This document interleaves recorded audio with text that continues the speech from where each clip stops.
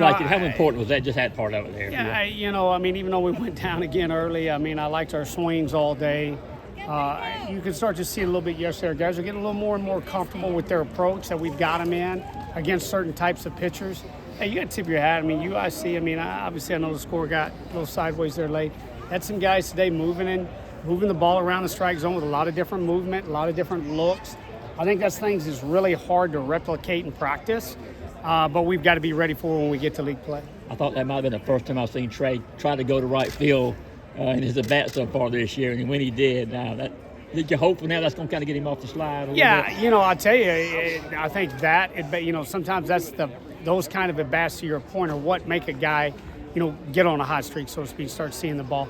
Yesterday, his last at-bat, he lined out to right. I don't know if you remember it. Mm-hmm. And I looked at Coach Cogg and I said, okay, if we can get a little more of that right center approach with him, our guys love to call it the T-Mobile approach just because of the sign out there. But if we can get a little more of that, I think the game will slow back down for him and he'll get off some good swings. So it was good to see today. Daniel Jackson, third position he started for you, so far early on this year. And then he took some great at-bats. They had the home run. I love the way he's playing right now. Yeah, no, he's a phenomenal athlete. Here's a guy who can catch, can play first. How about the ball he ran down and right? Yeah. That was not an easy play. And then gets on, steals bases.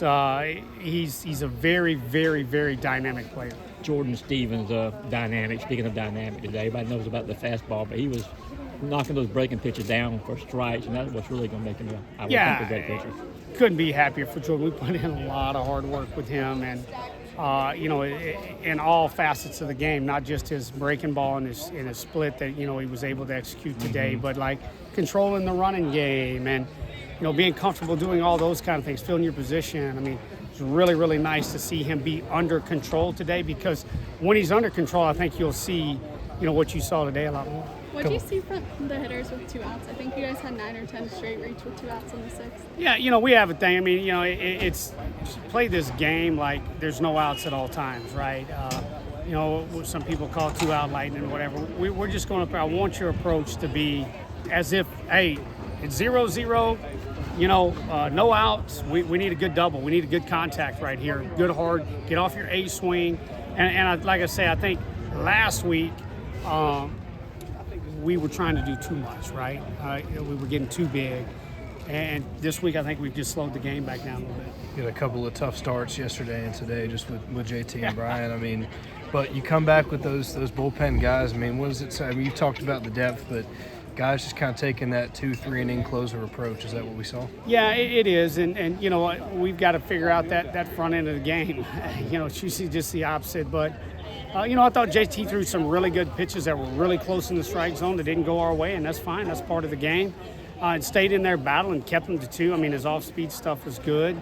So I think our bullpen, will continue to carry us, but we'll figure out the front end of the game. But JT just going to go 1 inning regardless? Yeah. Well, he was on a 30-pitch count. 30 pitch. He went 27 okay. in the first. Okay. So let me ask you, of course, in the bottom of the first, you had the natural cycle.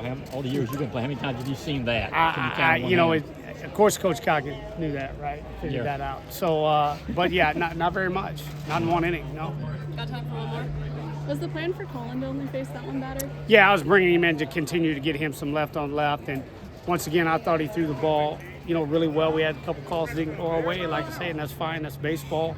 He's around the strike zone. I want to continue to get him ready to come in and get really good left-handed hitters out.